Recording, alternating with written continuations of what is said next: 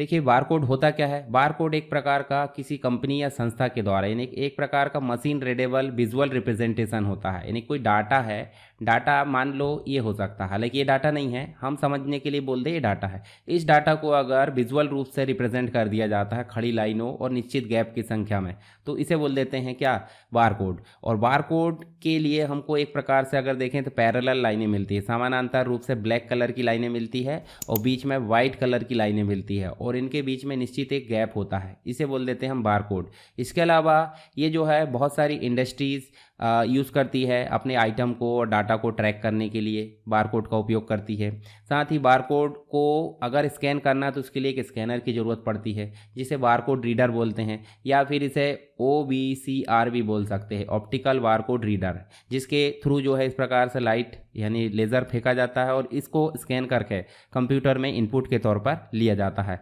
तो जो barcode reader है वो एक प्रकार की इनपुट डिवाइस भी मानी जाती है।